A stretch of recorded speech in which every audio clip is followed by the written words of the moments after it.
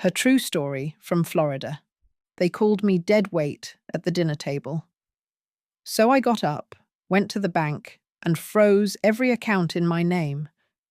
By morning, they called me over 100 times. He didn't even flinch when she said it. We were sitting at the dinner table, the four of us, and she passed the mashed potatoes like she hadn't just called me dead weight. As if the words were a napkin, she dropped, light and careless, expecting someone else to pick them up. My son, Michael, didn't look at me. He just reached for the gravy like nothing happened. My grandson paused, fork halfway to his mouth. But even he said nothing. That silence, that damn silence, said more than anything. I swallowed hard. The peas were cold. I didn't say a word. Not when Samantha scoffed and mumbled something about how space is tight, or how some people just sit around all day. I didn't speak when Michael cleared his throat and asked how school was going, like that would erase the moment. And I didn't look at them. I looked at my hands, at the rings I still wore, my wedding band, and the one Ray gave me on our 25th, a small sapphire because you've always liked blue. My fingers were thinner now. The rings hung loose. After dinner, I cleared the table like I always did. She let me. He didn't stop me. The boy had already run upstairs. In the kitchen, I scraped leftovers into the trash. Chicken skin, cold beans, one half-eaten biscuit. I ran the water hotter than I should have, let it scald my knuckles. It helped me stay quiet. Helped me not slam the plate in my hand against the tile wall. Instead, I placed it gently in the rack, like always, like habit. Later, in the small guest room they called mine, barely wider than the bed, no closet, just a metal shelf with folded towels. I sat on the edge and listened. Laughter, muffled through walls. Then a voice, hers, said something I couldn't make out. And Michael's voice. Lower, slower. Not arguing, not defending. I used to be someone. I was a nurse for 41 years. I worked night shifts through flu seasons, held strangers' hands through their final breaths, changed dressings, took vitals, stood on my feet for 12-hour stretches. I raised Michael mostly alone, while Ray took the third shift at the paper mill. I made lunch from scratch. I made rules. I paid off our first mortgage with double shifts. But tonight, I was just someone taking up space. Dead weight? Like I'd been dropped from a height. I didn't sleep.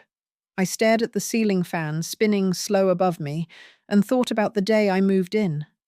I had broken my hip, slipped on the front porch reaching for the mail. The surgery was quick, but recovery wasn't. Michael said, "Why don't you come stay with us for a bit, Ma? At least till you're steady on your feet?" It wasn't charity, he said. It was family. At first it felt warm. Samantha brought me tea in the mornings. The boy asked about my stories. Michael put a little TV in my room. But little by little, the warmth cooled. The tea stopped. The boy got older.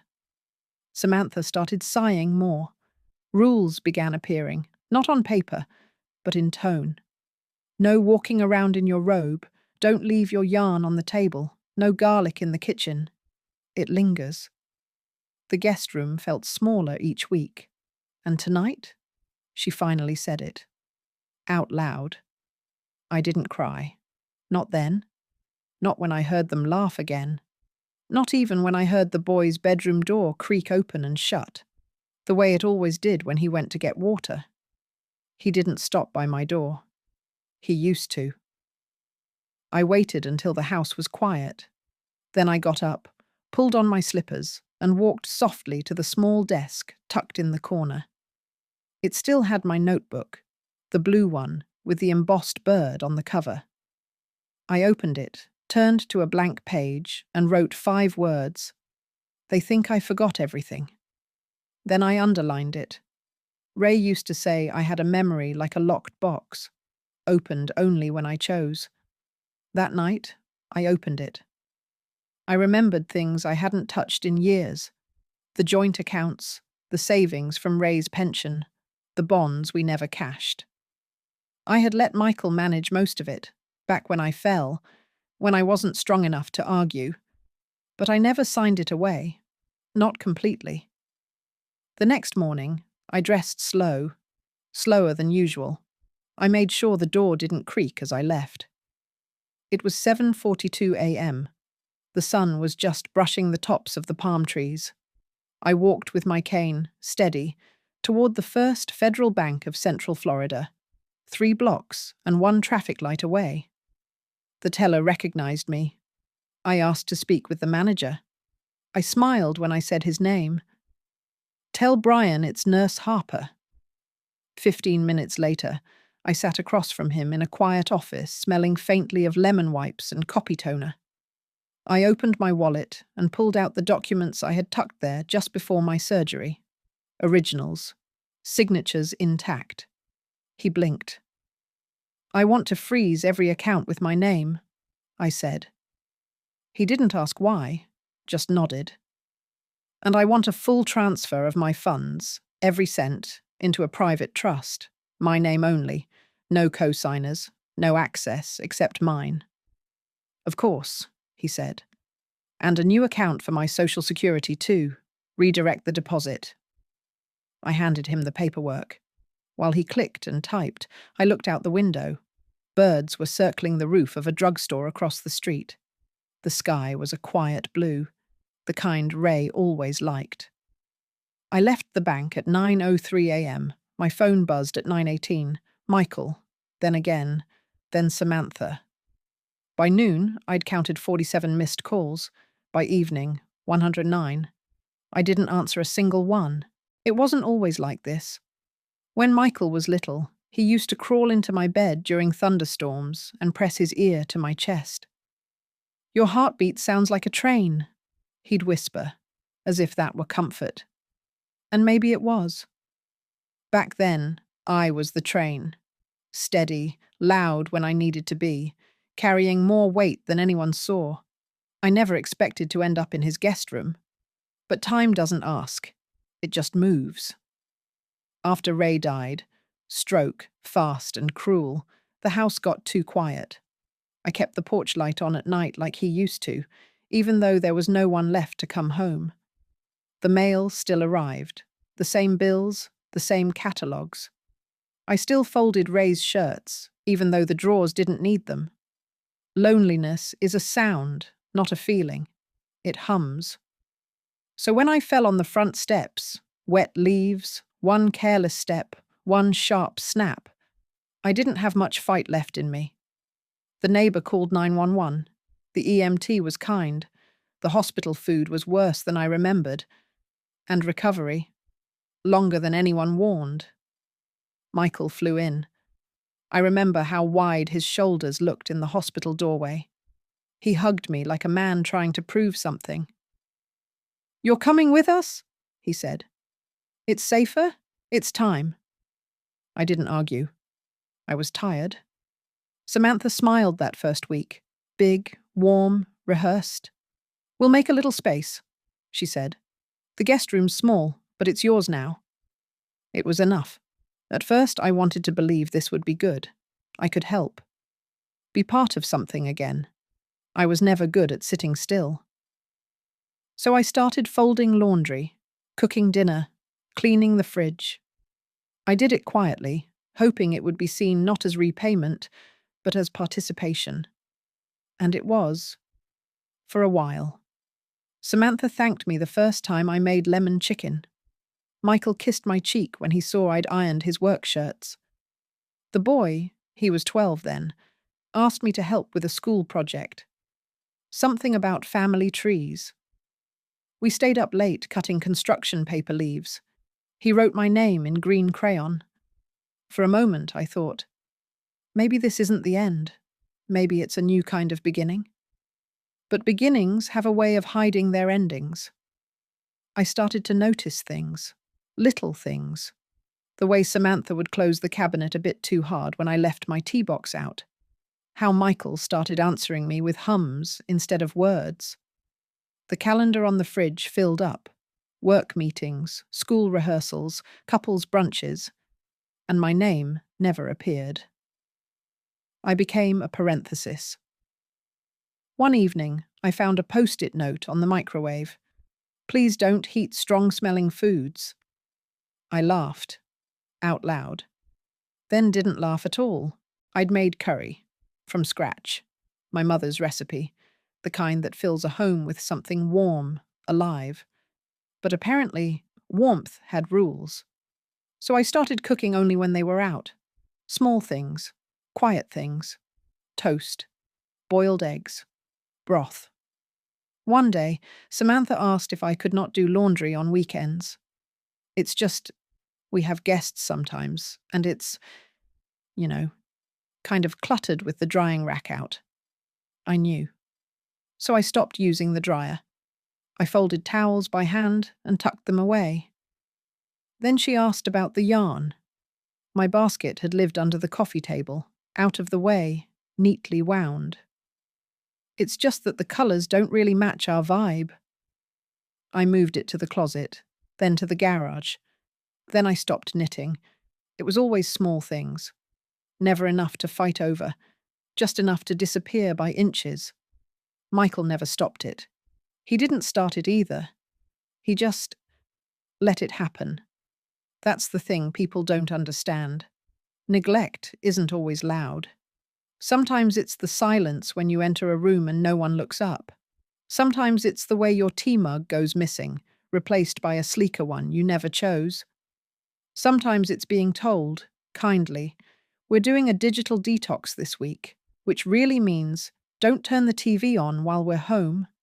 So I read in my room, and when my hip ached, I sat on the floor, stretching slow. I stopped asking questions at dinner. My voice felt too heavy for the space. The boy stopped visiting. He was 14 now, taller, always in his room. I heard laughter through his door. Friends, probably, or screens. Samantha didn't bring tea anymore. Michael still called me Ma, but only in passing. I became efficient, invisible, quiet. Until that night at the dinner table, when she said it. Dead weight. And no one stopped her. I think that's when something old in me, something buried under decades of caregiving, soft smiles, folded towels, and boiled tea, began to breathe again. It wasn't rage, it was memory.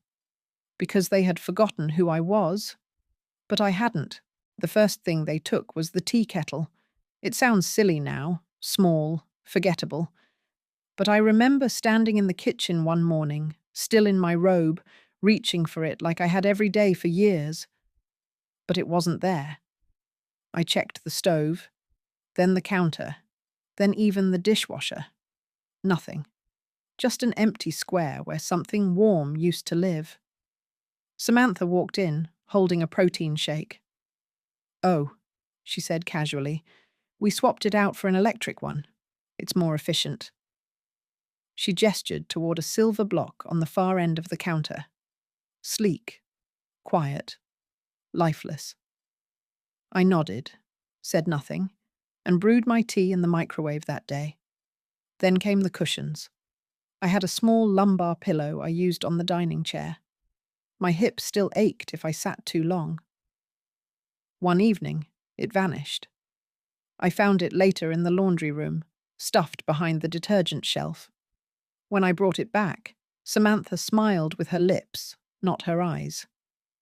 "We're trying to declutter. You understand, right?" I didn't respond. I just carried it back to my room. They didn't scream. They didn't banish. They simply rearranged, as if I were a chair moved closer to the wall, out of the way. The guest room they gave me was painted beige. The bed creaked if I shifted too fast.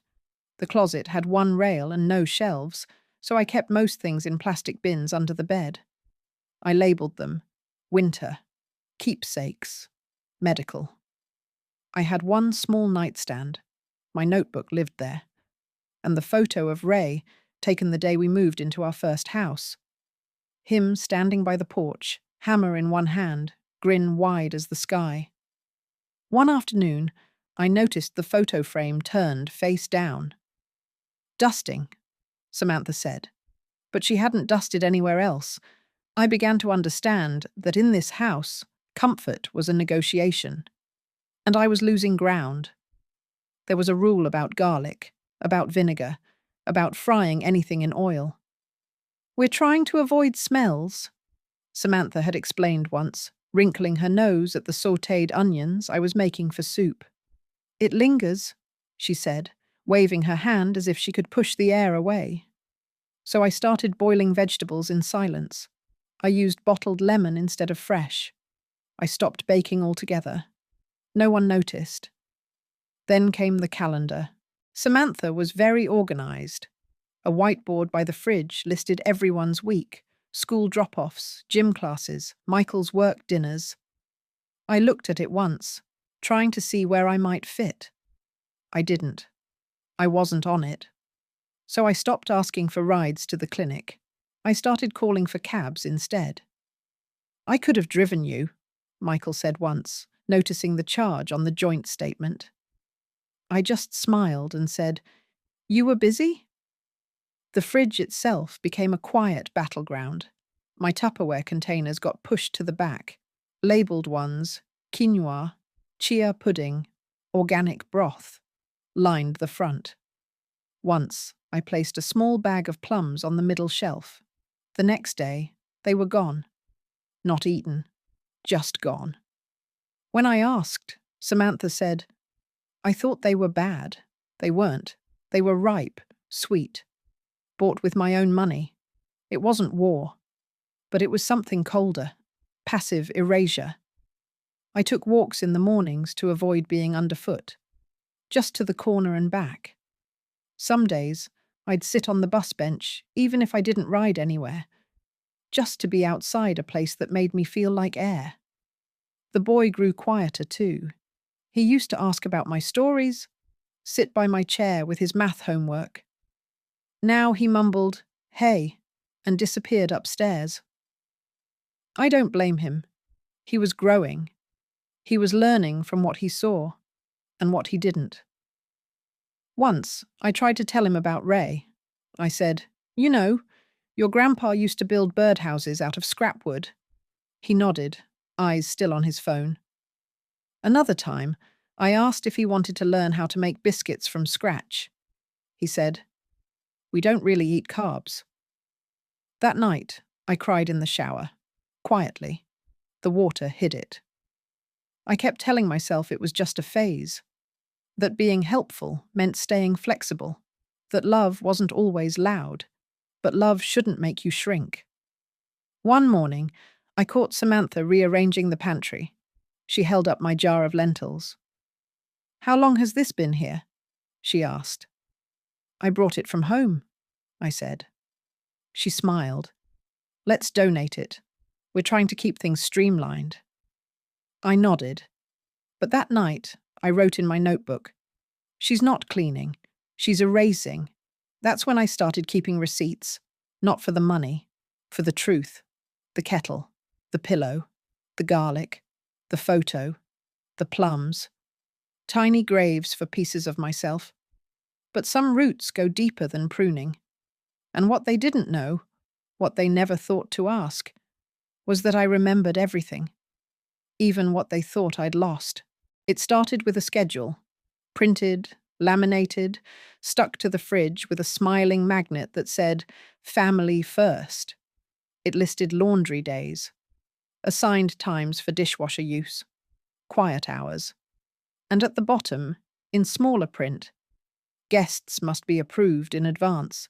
Please limit hallway noise after 9 p.m. I wasn't asked. I wasn't warned. It just appeared. I stood in front of it for a full minute, reading each line twice. Samantha walked in behind me, carrying a stack of towels. "Oh," she said, "I figured this might help us stay organized. You know, just to keep things smooth." She smiled like it was kindness, like I was lucky to be included. I see, I said. My voice sounded far away, even to me. That week, I adjusted. I did laundry only on Wednesdays, in the slot between 10 a.m. and 2 p.m. I set a timer. I folded fast. I stopped watching TV in the evenings, even if I couldn't sleep. I tiptoed to the kitchen when I needed water at night, careful not to let the floorboards creak. The guest room door became a lid I pulled closed over myself. The guests' rule didn't affect me much. I had no one to invite, but it still stung. I thought about calling Helen, my old neighbour from before the fall. We used to have coffee on Wednesdays, but the thought of her seeing me now, in this house where I couldn't boil garlic or sit on the porch without asking, made my chest ache. The porch. That was the next thing. One Saturday, I stepped outside just after breakfast, carrying my potted basil and a small folding chair. The sun was warm, the breeze soft. I had barely sat down when Samantha opened the screen door behind me. "Hey," she said lightly, "can we maybe keep the porch clear on weekends? Just while the boy has his lessons. His tutor comes and it's distracting." I looked at her. She looked past me, toward the bushes. "Sure," I said, and stood. That night, I wrapped the basil pot in an old dish towel and placed it by the kitchen window. It didn't get enough light there. It withered within days. They never noticed. Every time I found a new corner to breathe in, they filled it with rules. No knitting in the living room, too much lint, no frying, smells, no walking barefoot. The floors are newly done, no news channels, too upsetting for the boy, no unplugging the diffuser in the hallway. It helps with his sleep. I became a specialist in quiet compliance. Even my clothes changed. I stopped wearing cardigans with buttons, too noisy. I replaced my slippers with soft-soled ones that didn't squeak. I wore my hair pinned back, the way Samantha once said looked less fussy. I was disappearing, politely, but some things I kept, small rebellions. My notebook stayed hidden in my nightstand. Each night, I wrote down one thing they took. Monday, basil pot. Tuesday, chair. Wednesday, laundry time shortened. I kept a tally. By the end of the month, I had 32 entries.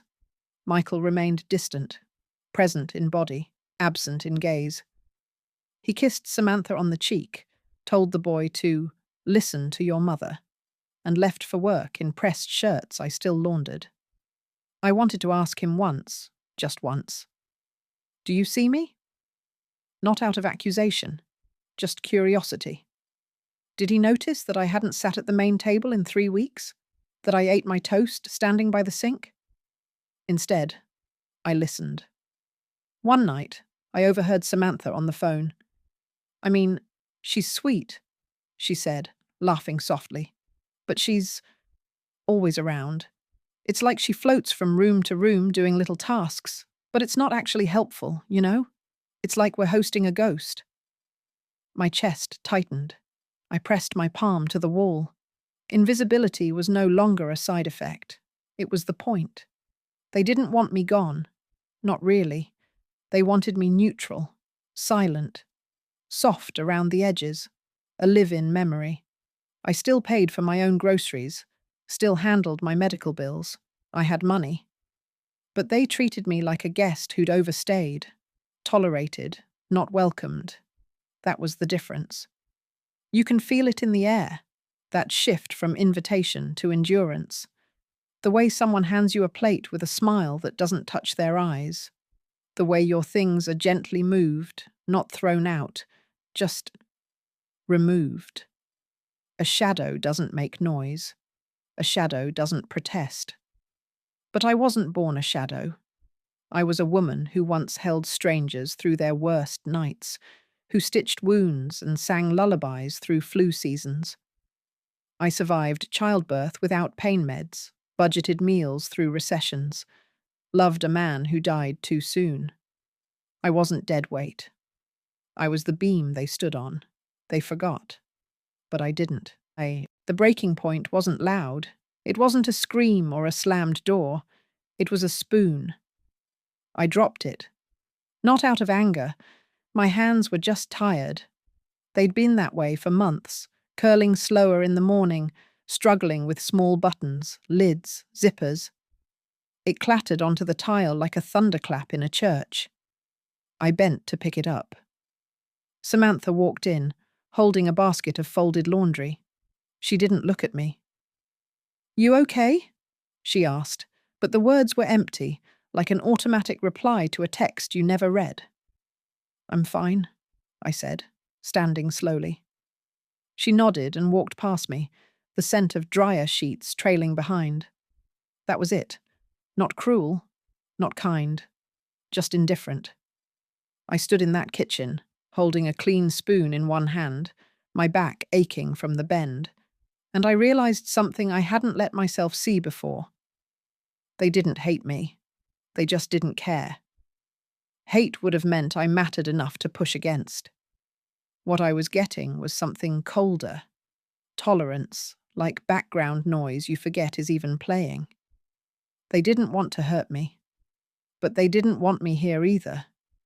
Not really. I was the houseplant they didn't water but didn't throw out. And I felt it. I walked back to the guest room, closed the door gently, and sat on the edge of the bed. The sheets were tucked too tight. The window was too high. The chair in the corner still had the label from IKEA on the underside. No one had ever bothered to peel it off. I opened my notebook. March 3rd, spoon. March 4th, laundry basket, accidentally taken into storage. March 6th, boy asked if I was still here. Still here. That one stung. I remembered when he used to run to me after school, his arms flung wide.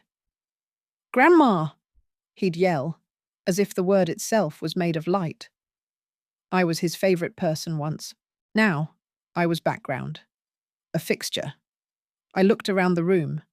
My framed photo of Ray sat on the nightstand, slightly askew. I fixed it. Then I reached into the drawer and pulled out the small velvet pouch where I kept my wedding ring and the old bank documents Ray and I had signed in 1989. I hadn't looked at them in years. The ink was fading, but the names were still clear. Mine, his, joint account, beneficiary, Martha Ray Harper. I flipped through the rest. Pension rollover, bond certificates, trust allocation forms with my name typed neatly across the top. All still valid. I had trusted Michael to manage things temporarily after my surgery. I'd signed limited power of attorney, not full. I never gave up control. I just forgot to remember. But I remembered now, and memory, when it returns, is sharper than any blade. That night, I made tea in the microwave and drank it in silence. I stared at the documents spread across my bed, like a map of buried treasure. Not because they were worth millions. They weren't. But because they were mine. Mine. I thought of Ray, his steady hands, his terrible handwriting, his habit of whistling through his teeth when he read the paper. He used to say, "Always keep something in your name, Ma. Something just yours. Not for secrecy. For safety." I never understood what he meant until now. By the time the clock struck midnight, I had a plan. Not revenge, not drama, just distance. Protected, quiet, final. A woman doesn't need to raise her voice when she has receipts. I would call the bank. I would call the lawyer who handled Ray's estate. I would verify, double-check, reread. But first, I'd rest. For the first time in weeks, I slept through the night. No dreams, no dread. Just a calm I hadn't felt since before I fell on those front steps, before Michael came with his worried voice and said, "It's safer with us." It wasn't safer. It was quieter. Quieter in the worst way. But I was done shrinking, done tiptoeing around my own name. They called me still here. Oh, I was still here, all right. But not for long. Ray didn't leave me riches. He left me order. The kind of order that comes from working 40 years in a paper mill and marrying a woman who kept every receipt in labelled folders. We weren't fancy, but we were careful. He used to say, "We're not poor, Ma. We're just early planners." And thank God we were. I sat at the small desk in the corner of the guest room, spreading out papers I hadn't touched in years. My fingers moved slow, tracing old signatures, bank seals, notary stamps. Every page felt like a conversation with the past. The trust was still active. Ray set it up after his second hospital stay. "Just in case," he'd said. "I want you to be able to move money if I'm not here. No banks, no waiting." I remembered fighting him on it. "Don't talk like that," I told him. "You're fine." But he wasn't. He knew before I did. The kind of knowing that doesn't make noise but leaves footprints all over your days. He wanted to protect me from the world. What neither of us knew was that I'd need protection from the people closest to me. I found the name of the trust manager in the folder, Alan Dubois, Esquire, a firm in Orlando, still active. I wrote the number down. I'd call in the morning. Next, I found the login sheet for our first federal accounts. I hadn't touched them in over a year, ever since Michael took over handling things. But I remembered the passwords. Ray always picked the same format. Birth year, then initials, then favourite car. Silly, predictable, loyal. It worked. I logged in. There it was. Our joint savings, still under both names. Pension rollover account. Bond distributions. The Social Security auto deposit account, still routed through the same checking number I'd had since 1992, and my name on every single line. I stared at it all. I had let myself believe I was stuck, that I needed them, that leaving would be too complicated, too expensive, too late. But everything I needed was already mine. I just had to remember that I didn't need permission to protect myself. That afternoon, I walked to the pharmacy 2 blocks away and bought a burner phone. Cash. $40. No questions asked. I saved one number. Alan's. When I called, the receptionist recognized the name. "Is this Mrs. Harper?" she asked, friendly but cautious. "Yes," I said. "Please hold." A few moments later, his voice came on the line. Calm, familiar. A voice that had once explained probate to Ray in plain English, and then asked if we wanted coffee or tea. "Mrs. Harper," he said, "it's been a long time." "It has," I said, "but I need your help again." He didn't ask why, just said, "Tell me what you need." I explained everything. The accounts, the co-ownership, the documents, the power of attorney Michael still had, and that I wanted revoked. Immediately. Alan listened. No interruptions. When I finished, he said only one thing. "Come in tomorrow. Bring everything. We'll make it clean." Clean. That was the word I needed. I hung up, sat back, and breathed for what felt like the first time in months. Dinner that night was quiet. Samantha made grilled chicken with couscous. Michael poured wine. No one spoke much. The boy was texting under the table. No one looked at me. I watched them all. 3 people living in a house they thought they owned, on a system they thought they controlled. But I remembered what Ray taught me. The person with the quiet pen always has the last word. After dinner, I cleaned the dishes without being asked. I folded the dish towel neatly over the sink. I turned off the kitchen light and walked to my room like every night before. But this night was different. Because tomorrow, I wouldn't be just someone who helped. I'd be someone who decided. The air in Alan's office smelled like lemon polish and old carpet. Same as it had years ago, when Ray and I sat in that very room talking about what would happen someday. Funny thing, someday never feels like a real date on the calendar until it shows up with its shoes on. I arrived early, 15 minutes before the door even unlocked. I wore my best blouse, cream with pearl buttons, and carried a file folder thicker than it needed to be. Paper speaks louder when it's heavy. Alan opened the door himself. He looked older, more silver than I remembered, but the handshake was the same. Firm, warm, like he meant it. "Mrs. Harper," he said. "You look well." "I look prepared," I answered. "That's better." He smiled. Inside, we sat across from each other at the same walnut desk where Ray once joked about leaving me a kingdom of index funds. I laid out everything. The power of attorney form, the trust papers, the account statements, even the notarized letter Ray had signed about the savings bonds. Alan took each page carefully, reading in silence, nodding now and then.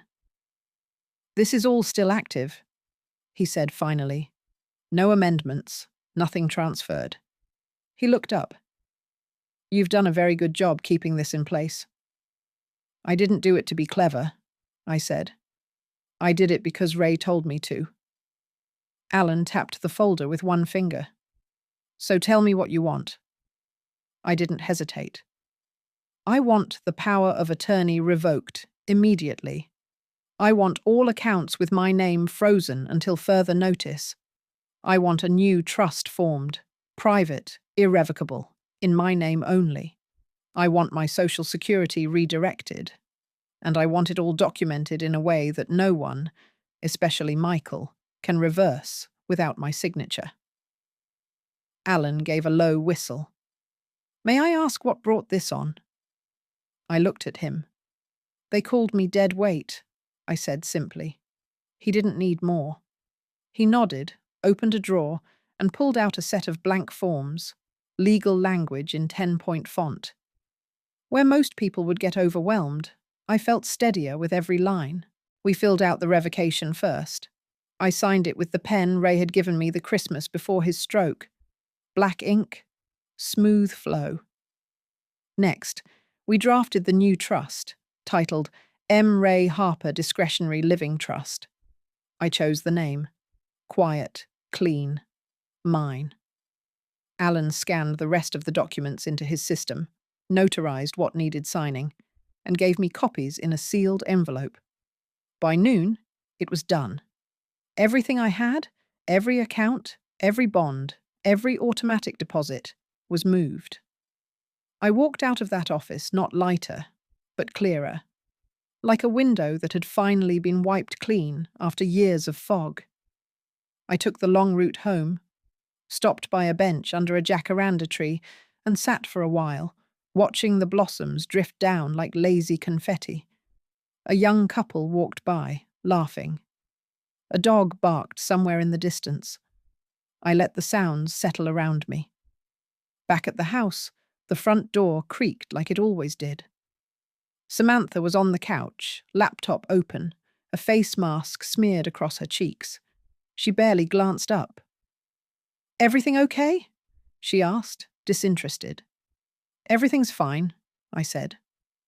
Michael wasn't home yet. The boy was at school. The house felt suspended, like that moment before a storm breaks. I went to my room, locked the door. I placed the envelope in the drawer beneath Ray's photo. Then I sat down and wrote in my notebook. March 15th. Power revoked. Accounts moved. Trust formed. I am no longer shared property. Dinner that night tasted the same. Grilled fish, steamed broccoli. But I chewed it differently. Michael mentioned something about refinancing the SUV. Samantha asked if I'd watched the boys' rehearsal video. I smiled, nodded, offered nothing. Because soon, the silence would belong to them, and I'd be gone, not vanished, not discarded, removed by choice, with dignity.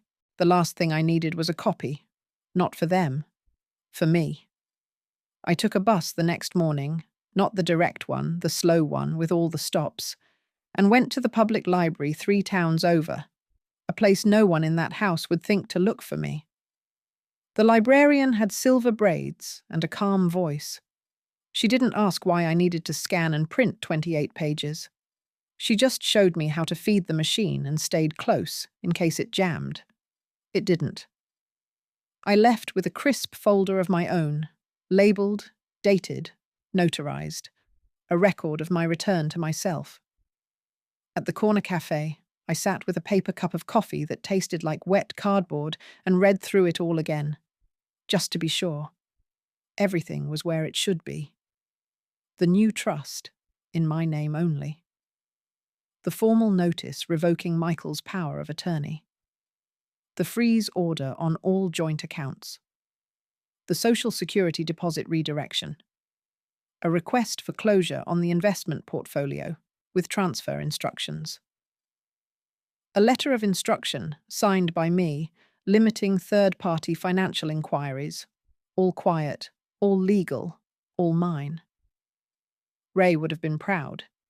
He used to say, "No one hears a woman's no the first time. That's why you write it down." I had written it, signed it, filed it. I was louder now than I'd ever been in that house. Back home, I kept my coat on as I walked through the front door. Michael was at the kitchen island, staring at his phone. He didn't look up. Samantha was pouring something green into a glass. "Where've you been?" she asked, not mean, just curious, like you'd ask a cat that wandered back after a day out. "Library?" I said. Michael chuckled. "Still doing crosswords?" he mumbled, more to his phone than to me. I didn't answer. Upstairs, in my room, I placed the folder behind the radiator, wrapped in a plastic bag, then in a flannel pillowcase. Fireproof, waterproof, idiot-proof. Then I sat and waited. The next morning, the first alert came in at 8:14 a.m. Michael knocked on my door for the first time in weeks. "Ma, did you do something to the bank account?" I opened the door slowly. "Yes." He blinked. "I tried to pay the electric bill and it flagged." "Yes." "What's going on?" I met his eyes. "I moved my money." "To where?" "To safety." He stared at me like I was speaking another language. "What do you mean? Why would you—" "I didn't want to be dead weight," I said. "So I got off the boat." His mouth opened, then shut. Samantha appeared behind him. "Wait, what's happening?" "She moved the money," he said. "What money?" she asked. "My money," I answered. Michael ran a hand through his hair. The boy, behind them, stood at the top of the stairs, quiet. "I don't understand," Michael said. "I know," I replied. "That's the problem." The rest of the day moved like fog. Samantha made calls. Michael typed furiously. I heard the words access, accounts, limitations. At one point he called the bank. I heard him say my full name, then pause. "Wait, she's the primary?" he said. Pause. "What do you mean I can't?" Another pause. Then silence. He didn't come out of the office for hours.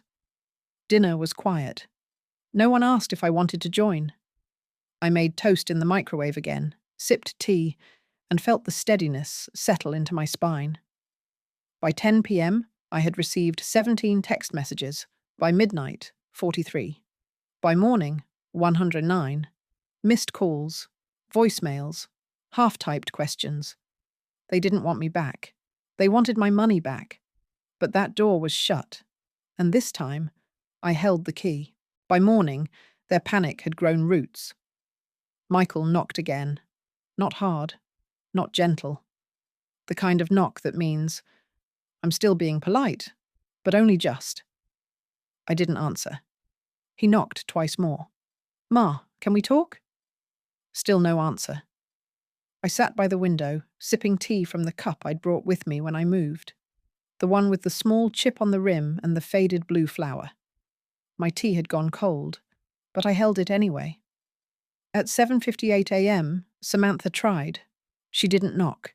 She opened the door halfway, leaned in, her voice coated in calm. "Martha, I think there's been a misunderstanding. Could we just sit down and—" "No," I said, before she could finish. Her mouth opened, then shut. I watched her hand linger on the doorknob, as if touching it could reverse the day. She left without another word.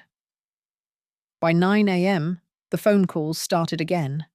Alan had warned me. They'll reach out fast, act bewildered, hurt, maybe angry. I had nodded. I was ready. The messages came in waves. First Michael. "Ma, I just don't understand. We were trying to help you." Then again, "Is this about the dinner thing?" "Sam didn't mean it. You're taking it the wrong way." Then the boy, hesitant, awkward. "Are you okay, Grandma?" "Dad's freaking out." Then Samantha. "We didn't mean for you to feel excluded. Please, let's talk." And then, "Can you just put the money back until we figure things out? It's not safe to move things so suddenly." That one made me laugh. Out loud. A dry, bitter laugh. I wrote back just once. "It's safer than staying." No reply. At 11:30 a.m., I watched from the window as Michael walked out to the car, slammed the door harder than necessary, and sped off. Samantha paced the kitchen like a trapped bird. The boy sat on the porch steps, head in hands. I watched it all like someone watching a movie they'd seen before. The plot didn't surprise me, but the clarity did, because what they mourned wasn't my presence. It was my access. Control, once lost, is a hard thing to grieve. That afternoon I packed the essentials, not clothes. I had few, and none I liked anymore. Not keepsakes. They already lived in my notebook and my hands. I packed my ID, the documents, the burner phone, a new prepaid debit card Alan had sent to his office, and I picked up that morning. I packed a few books, my old rosary, and Ray's photo. The rest I could leave behind. Let them keep the towels and the room freshener and the Family First magnet on the fridge. I would take my name. At 4:12 p.m., I walked into the living room. They were all there. Samantha on the couch, the boy on the floor with his tablet, Michael standing by the window, arms crossed. I spoke quietly. "I'll be leaving tomorrow." Michael's eyes flared. "Where will you go?" "To a place that doesn't have a list of rules for my breathing." "Come on, Ma, let's be serious." "I am." Samantha stood. "We don't want you to go. We were stressed. Things were tense. But we can work on this." I looked at her. She didn't look at me. "I'm not angry," I said. "I'm done." She took a step forward. "We said things we shouldn't have. I shouldn't have said that at dinner. That was cruel. But we're family." "No," I said. "We're related. Family shows up. Family sees you. Family doesn't erase you to keep their kitchen tidy." Michael stepped forward. "Ma, it was one comment." "It was the last comment," I said, "not the first." He looked at the boy, then back at me. "What about him? You're just going to disappear from his life?" I turned to my grandson. "I won't disappear. I'll be exactly where I was before I came here. Someone you don't visit. Someone you forget to say goodnight to. But now, I'll be that on my terms." The boy's eyes welled up. He opened his mouth, closed it. I nodded. "I hope you grow kinder than the house you were raised in." And I left the room. No one followed. I didn't sleep that night. Not from nerves, from clarity. There's a difference between fear and release. Fear grips, release. It hums. I lay on the stiff guest bed, hands folded over my belly like I was being buried. But I wasn't dying. I was waking. At 6:04 a.m., I got up, dressed slow. The same blouse from my meeting with Alan. The same soft-soled shoes. My hands moved steady. I even combed my hair the way Ray used to like. Parted right, pinned at the side. He used to say it made me look too serious for fools. Good. Let them take me serious now. I made 1 cup of tea, took it to the porch, and sat in the metal chair that had always been too loud for weekends. The sunrise didn't apologize. The sky cracked open like it meant it. At 6:51 a.m., Michael stepped outside. Not looking for me, just going for his morning run. He froze when he saw me. We stared at each other. "Morning?" I said. He nodded, swallowed, opened his mouth, then closed it. I waited. "I talked to the bank again," he finally said. "They confirmed everything." "I know." He took a breath, rubbed the back of his neck. "You really moved it all?" "Yes." "Why?" I looked at him, not unkindly. "You watched them shrink me, every day, and you said nothing." He looked down at the steps. "I didn't mean to." "That's the thing," I said. "You didn't. You didn't mean harm. But you didn't mean good either. You just didn't." He sat on the top step. "I thought I was helping. When you moved in, I thought it would be easier." "For who?" I asked. He didn't answer. The screen door creaked behind us. Samantha. "Could we talk?" she asked, not stepping out, just holding the door open like I might walk in. I didn't. Michael stood, walked inside. I stayed. She sat in the chair opposite me, legs crossed, arms tight. "I know I said something awful," she began. "Yes," I said. "I was tired. The house was a lot. I snapped." "You didn't snap," I said. "You revealed." She blinked. "I'm not here for apologies," I continued. "I'm here to finish." She nodded, slow, like someone translating each word before answering. "Where will you go?" "Somewhere small, but mine." She sighed. "We would have helped you find a place." I smiled. "I had a place. Here. You turned it into a waiting room." She looked away. I didn't. "You made it clear?" I said. "I listened." Silence. Then, "We thought you'd be grateful." And there it was, not said with venom, just truth. They believed kindness came with a scorecard. "You wanted me small and thankful," I said. "But I was never small. I just folded well." She didn't answer. I stood. "I'm leaving by noon. I won't leave a mess. You can have the room, the chair, the air freshener." She opened her mouth. "Keep the boy kind," I said. "That's all I ask." And I walked back inside. At 8:22 a.m., I zipped the suitcase I'd brought 2 years ago. Nothing more. I left the photo of Ray, not the original, just a copy. I placed it on the nightstand, where it had always been. At 9:14 a.m., I called Alan. "Transfer confirmed," he said. "Thank you." "And the trust?" "Filed. Active."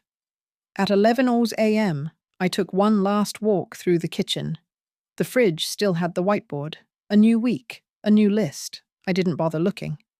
At 11:28 a.m., I sat on the porch one last time. At 11:59 a.m., the cab pulled up. The boy stepped outside. He walked to me, silent. I hugged him. Soft. Brief. "Be better than this," I said. He nodded, eyes full. I got in the car. No one stopped me. No one waved. But they watched. And that was enough. The room was smaller than theirs, but it was mine. A 1-bedroom apartment in a senior living complex. Not the kind with nurses and panic buttons, but the kind with a weekly book club and a community garden where the soil still smelled like something real. It had linoleum floors, a stove with real burners, and a window that faced east. The sun reached it by 8:15 every morning. I moved in quietly. No fanfare, no housewarming gifts. Just me and my suitcase, the folder from Alan, and 2 grocery bags filled with what I'd kept. The woman at the front desk, Patrice, handed me a key and a stack of welcome papers. Rules, mostly. I read every word. Then I tore them in half, not out of rebellion.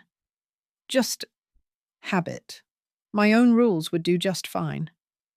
The first thing I did was brew real tea. Not microwaved, not rushed, not silenced. I bought a kettle, old-fashioned, stovetop, red enamel, the kind that whistles when it's ready. I set it down like a flag on new territory. The whistle made me cry the first time. Not loud, not long, just enough. The neighbours were quiet, mostly widows, a few old men with too much cologne. One woman, Darlene, introduced herself with a plate of sugar-free cookies and a story about how she used to be a county clerk before they digitized everything and forgot we existed. I liked her immediately. We talked about blood pressure meds and bad knees and how grandkids don't write letters anymore. She didn't ask why I moved. I didn't tell her. That was the first mercy of old women. We know not to ask what we already understand. I slept the first night with the window cracked open. The air was warm, free. There was no schedule on the fridge, no calendar of restrictions, no one knocking at my door to ask if I could do laundry quieter, no one judging the smell of garlic. I cooked with garlic every day for a week just because I could. I bought fresh plums. I placed Ray's photo on the windowsill, the real one. And for the first time in 2 years, I lit a candle. The next week, I went to the community meeting just to see what it was about. They were arguing over whether to fund a new bench near the walking trail. Half wanted wood, half wanted metal. It was a useless fight, and it felt wonderful. I voted wood. I saw a flyer pinned to the corkboard in the hallway, support circle for women over 60, every Thursday, 5 p.m. I went. I didn't speak the first time, just listened. Women telling stories like mine but in different clothes. One was pushed out by a daughter-in-law who called her bad energy. Another had her medication forgotten by a son who travelled too much to remember. Another had given her house, just temporarily, to her kids, then got a notice from the county saying she didn't own it anymore. No one cried loudly. We didn't need to. Pain in old women doesn't perform. It sits, it simmers. But it doesn't stay quiet forever. The second week, I spoke. I told them everything, even the spoon, especially the spoon. They nodded like they'd heard it before, because they had. And when I finished, Darlene leaned over and said, "You're not the only one who left the house with nothing but her name." And we laughed. Not bitter, not loud, but true. That night, I wrote in my notebook, April 2nd, first night in peace, garlic, plums, voices that don't erase. Ray would have liked it here. He would have hated the curtains, too short. But he would have liked the light. I slept with the candle burning. No alarms, no knocks, just the sound of something whole beginning again. She showed me the scar on her wrist, like someone might show you a faded photograph. Not for sympathy, but for proof. Darlene and I were sitting on a bench near the garden, watching a squirrel try to carry a whole slice of toast up a palm tree. She rolled up her sleeve, looked down at the thin white line and said, "That was the first time I realized no one was coming." I didn't ask. She kept going. My youngest thought I was overreacting, said I always made things dramatic. You know what I did that day? She looked at me, waiting.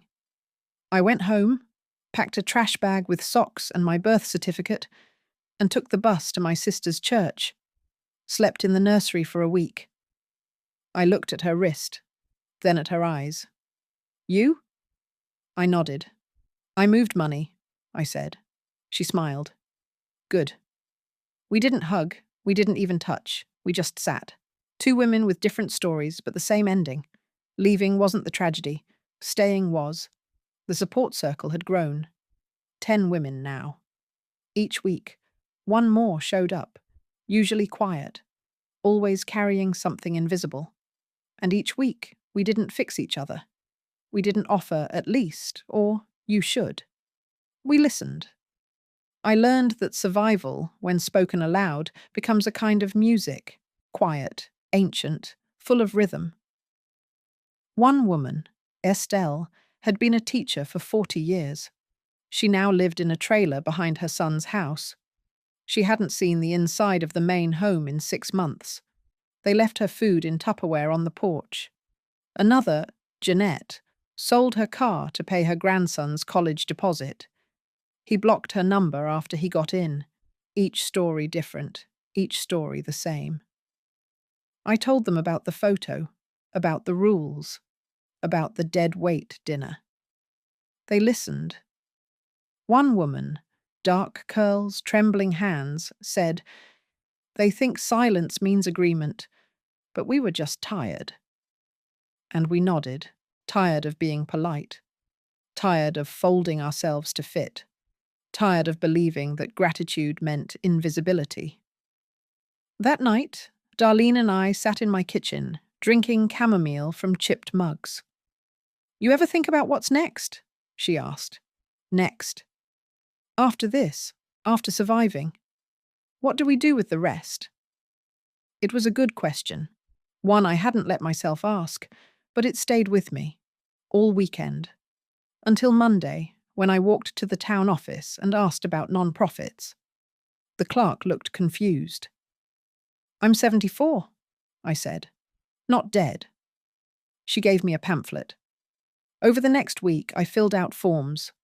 I met with a lawyer, not Alan, a new one, younger, with eyes that didn't look past me.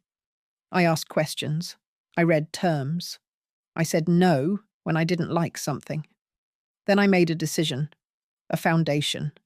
Small, targeted, for women like me. For women like Estelle and Jeanette and the dozens I hadn't met yet. A fund for those pushed out, erased, downsized from their own families. For those too proud for shelters and too forgotten for help. A quiet net. I called it Ray of her own. Ray, for him. Her own, for me. I opened it with half my savings. The other half would grow it. Slowly, like a garden. Darlene helped me with the first meeting. Estelle offered to write postcards. Jeanette said she knew someone who could print flyers at cost. It wasn't big, but it was loud in the right places. And I realized I wasn't just free. I was useful. Useful in a way that didn't ask me to stay small or say thank you for crumbs. Useful because I remembered. Because I had receipts. Because I knew what it meant to carry the full weight of silence and still find my voice intact. That night, I wrote, April 12th, a name, a reason, a room full of women who will never again sit quietly at a table where they are not welcome. I lit the candle, and this time I let it burn to the end. The first letter came folded in 4, no envelope, slid under my door like something shameful. It was from Samantha, handwritten, loopy cursive, like she was trying to remember how to sound soft on paper. Martha, we don't know where to start. Michael's been quiet. The boy keeps asking if you're okay. I don't know what to tell him. I read it standing up, the porch light casting a slant of shadow across the page. I'm sorry for what I said. Really. I don't expect forgiveness. But I need you to know. It wasn't about you. I was exhausted and afraid. And I took it out on the one person who never asked anything from me. That part made me sit down. She was right. I never asked. I thought not asking was kindness. But maybe it was silence. And silence, like mold, grows in the cracks you ignore. She went on. Michael misses you. He's just too proud to say it out loud. You know him. He always was. The boy, he's different. He cried the day you left. He didn't want to show it. But he did. There was no signature. Just You were never dead weight. We were. I folded the letter, placed it in the drawer with Ray's photo and my notebook, and didn't answer. Not because I was cruel, because I needed more than a letter under a door. The next week, a package came. No note, no return address, but I knew the handwriting on the box. Inside, a tea kettle, old-fashioned, red enamel, the same kind I'd bought for myself after leaving, and a plum. One. Ripe. Wrapped in tissue paper. I laughed. Then I cried. Not because I missed them. Because somewhere, maybe, they finally saw the outline I used to fill. I still didn't write back. But I brought the plum to the support circle that Thursday, held it up, said, "It's not an apology, but it's a beginning." The women passed it around, gentle hands holding bruised sweetness. Darlene said, "You keeping it?" I said, "No, we'll share it." And we did, sliced into 10 perfect pieces. That's the thing about old women. We know how to make something small stretch far. The next day, I got a voicemail. Michael. His voice was low, rough around the edges. "Ma, I don't know how to say this, but I need you to know. I never meant for it to feel like that, like you were just there. I thought I was helping. I thought you were safe. But safe isn't the same as seen, is it?" I closed my eyes. He continued. "I cleaned out the guest room. Finally. Found your tea mug, the chipped one. I didn't throw it out." Pause. "The boy's writing you a letter. He said you probably won't read it, but he's trying." Then, "I'm trying too. I'm late. But I'm trying." I didn't erase it. I played it once a day for a week, not to feel guilt, just to let the sound of effort sit near me. Not demand, not manipulation. Effort. It's funny how much noise effort makes when you've lived in the silence of assumption for so long. I didn't call back, but I mailed something. One photo. Me, Darlene, Estelle, Jeanette, standing in front of our little foundation banner, smiling. On the back, I wrote, "She's not dead weight. She built her own house. You're welcome to visit. If you remember how, no address. Just the truth." Sometimes that's enough. The boy came on a Wednesday. No call, no letter. Just a knock at the door. 3 soft taps, the kind you use when you're not sure if you're allowed. I opened it slow. He looked taller. Shoulders not quite settled into themselves, like he'd grown too fast to catch up. Hair messy. Eyes clearer than they'd ever been in that house. "Hi," he said. I stepped aside. He walked in like someone remembering how doors work. He held nothing, brought nothing, just himself. I made tea, the old way. Kettle. Loose leaves. No timer, no lid, no instructions. We sat at the little table by the window. The sun had already begun its descent, leaving gold smudges across the floor. He watched me pour the tea. "You still drink it like that?" he asked. I never stopped. He nodded, quiet, held the cup like it might answer something. "I wrote you," he said. "I know. I didn't send it. I figured." He looked down, swallowed hard. I didn't know what to say. Not really. I waited. "I didn't mean to make you feel invisible." "You didn't," I said. "But you didn't stop it either." "I know." The quiet sat between us like a guest. Then, "Dad's different now. He doesn't say it. But he is." "Guilt does that," I said. "It's slow, but it sticks." "Mom, she's trying. Sort of. She makes tea now. Says it helps her think." I smiled into my cup. "She's never liked tea." "I know." He looked at me then. Really looked. I didn't understand what it meant. All those little things. The moving your yarn, the food rules, the absence. I nodded. "No one teaches you how cruelty can be quiet." He blinked. "Can I come back?" I mean, not to live, just to visit, sometimes. I reached across the table, touched his wrist, the same way I used to when he was sick and stubborn and small. You don't come back to people, I said. You come forward, if you're willing to see them as they are now. He smiled, a little. I'd like to come forward. We sat, drank, no more confessions. He stayed an hour, told me about school, about a teacher he hated, about a girl who liked horror movies and stole his hoodie. He didn't ask for money. He didn't ask for forgiveness. Just time. And that was enough. When he left, I stood by the window and watched him walk away, that teenage lope, half boy, half man, full of things he hadn't yet learned how to say. He turned once at the corner, waved. I waved back. Then I went to my desk and wrote the last line in the notebook I'd been filling since the day they called me dead weight. May 14th. He found the door, and this time I was already home. No more lists, no more silence, just space and voice and enough light to sit in. The kettle whistled, and I let it.